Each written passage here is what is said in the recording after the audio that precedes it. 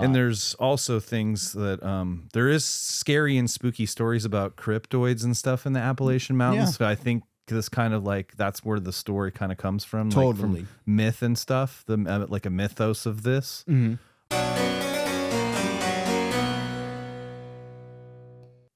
Hello, everyone. Welcome back to our 31 Days of Halloween here on the Calvin Cam channel. Today's day 15, October 15th. We are talking about the movie The Descent. It's a very, very popular movie amongst the horror fans out there. It's also a really great creature feature as well. Creature-esque feature.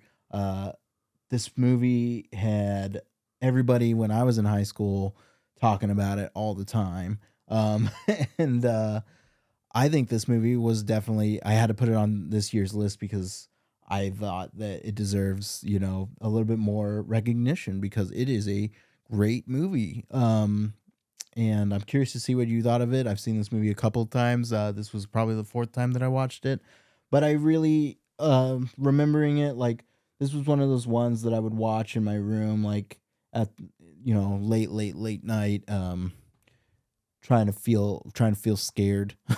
So, and it's eerie and it's, unsettling at times. And I think that it has a really good premise. But before we get into too much of today's episode, I want to remind everybody, please help us out. Hit that like and subscribe button down below. Go to the Patreon page, patreon.com/thecalvincam. Join one of our 3 tiers there. We got bonus episodes and stuff coming out soon.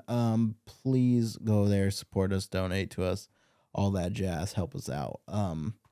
Back to the movie. Your first time, right? Nope, actually not. You have seen this. Holy shit. We've seen this. Holy shit balls. Shit balls. Yes, I have actually seen this movie. That's like the first one on the list so far. Yeah, I actually saw this movie several years ago with a friend. Nice. And I liked it back then, and I'm coming back to revisit this movie for the 31 Days of Halloween. It was a nice treat. This movie is really well done. It gets you really sucked in and immersed. It's because it's tragic in the beginning. Oh my god! It probably very, has very one of the like harshest like death scenes right in the very beginning. Like it's pretty messed up. Like I was watching I completely forgot about it, honestly. So when I was watching it, I actually watched it this morning. I was watching it and I was just like, oh god, like. They just died. So. Yeah, it's very tragic, very, very compelling to how the main character Sarah is in the beginning and how she is reluctant to, because she's still grieving. She's like, she's still grieving. This happens. They're a group of friends, and you get that whole scene of her having all this trauma with the loss of her daughter in the hospital, and then the film switches over to 1 year later.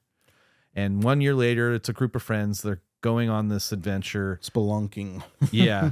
One of her friends is kind of the adventurous type. She loves to be adventure. The character is Juno.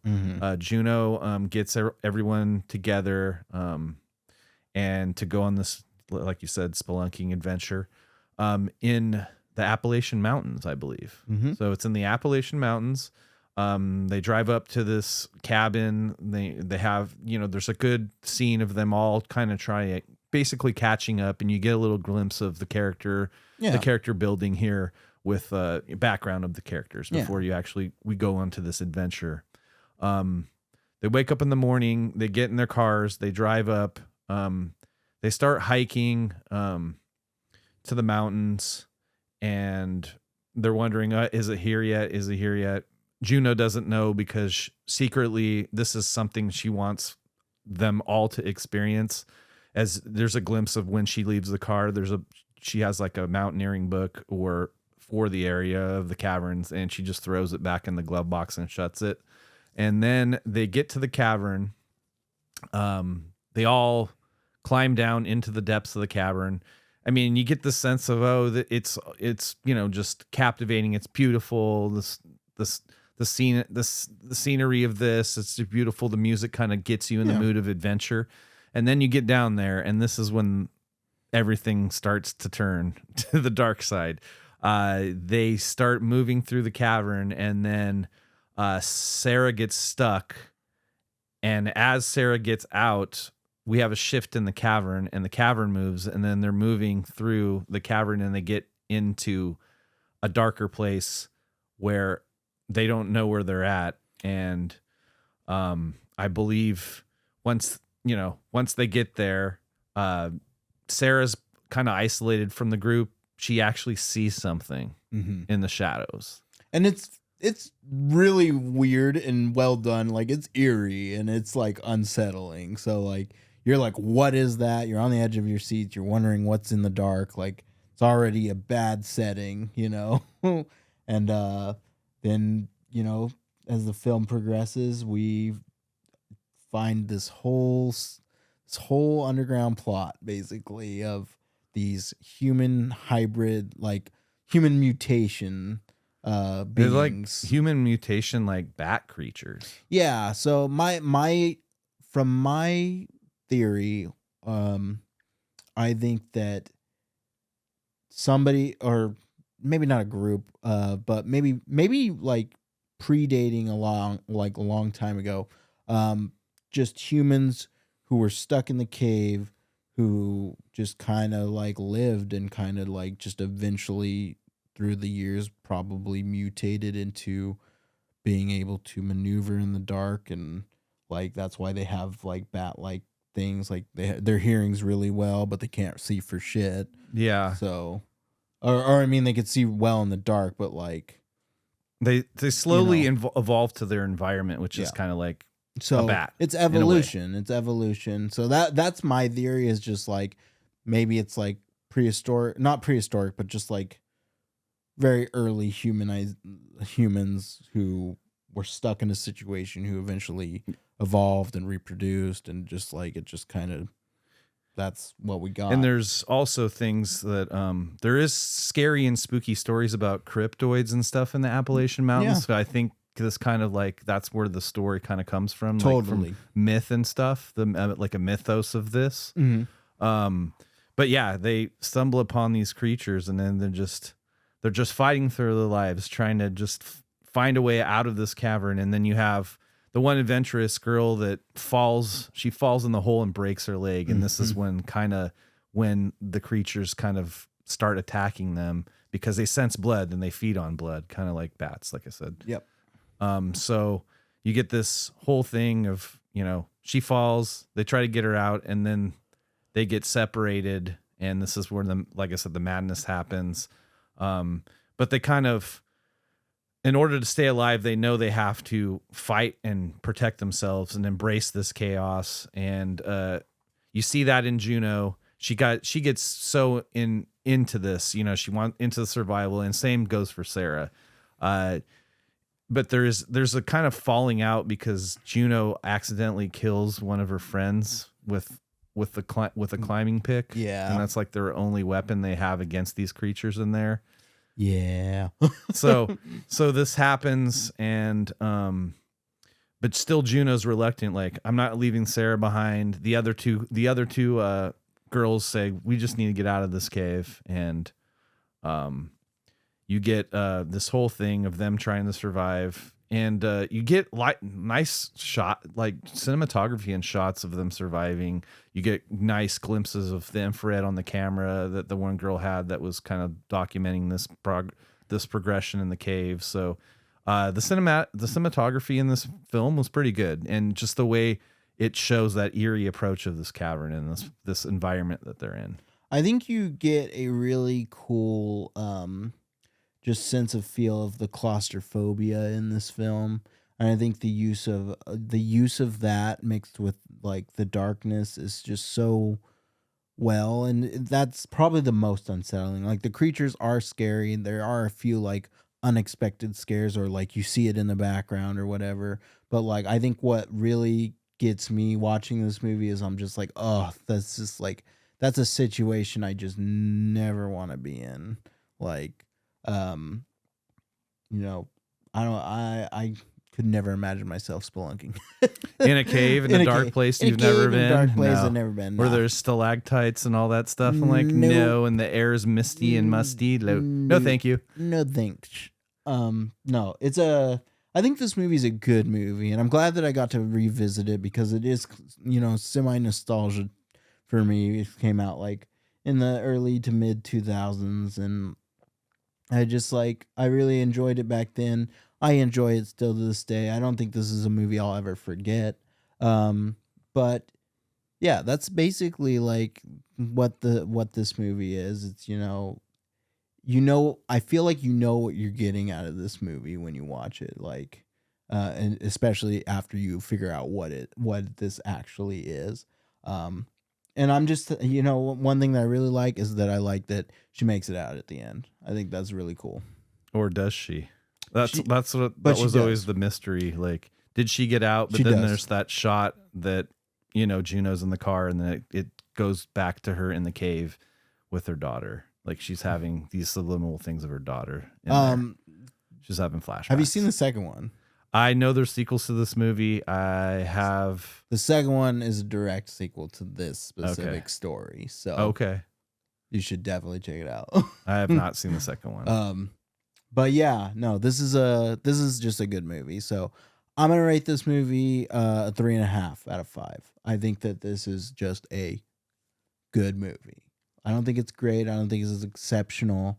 I think that it's a movie that like I said, I will continue to watch this movie going forward. I'll show my son this movie as he grows up, and gets more mature and could handle a movie like this. He definitely can now.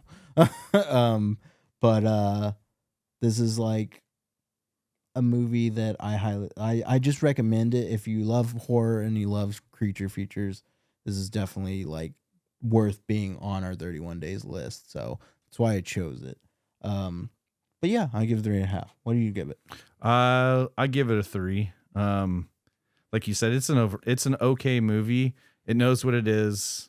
The acting is okay. It's a really fast watch.